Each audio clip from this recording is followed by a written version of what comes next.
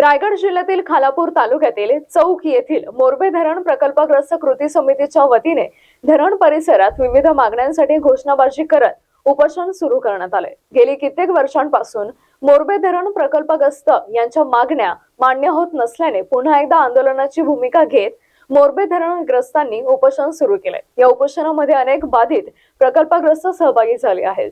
पर्यायी जमीन नोकरी याबाबत निर्णय घ्या अशी मागणी प्रकल्पग्रस्त उपोषणकर्त्यांनी केली आहे।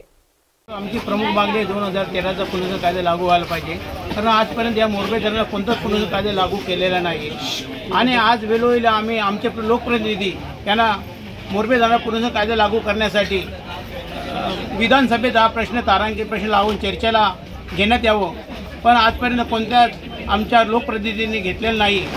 त्यांना आमची एकच रिक्वेस्ट आहे, हा विधानसभेत प्रश्न चर्चेला घेऊन मोरबे प्रकल्पाला न्याय द्यावा।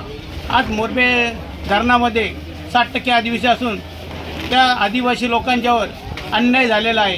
त्यांच्या मुलांना नोकऱ्या नाही आहेत आणि नोकऱ्या नसल्यामुळे रोजीरोटीचे साधन नसल्यामुळे त्यांना उपासमारीची वेळ आलेली आहे आणि त्याचप्रमाणे गावाचं डेव्हलप ज्या पद्धतीने व्हायला पाहिजे ते झालेलं नाही आहे। आज सुद्धा आमची लोक अशुद्ध पाणी प्यायला लागतात। याचा एक निषेधच करावासा वाटतो तरी आणि ह्या सर्व अटी मान्य होण्यासाठी आम्ही हा उपोषण मोरबे धरणाच्या बांधावर ठेवलेला आहे आणि हा उपोषण शांततेने आम्ही 3 दिवस उपोषण करून तिसऱ्या चौथ्या दिवशी आम्ही आमरण उपोषणाला बसणार आहोत आणि आमरण उपोषण करून जरी सरकारने आमची दखल घेत नसेल तर आम्ही हा नवी मुंबईकडे जाणारा पाणी बंद करणार आहोत।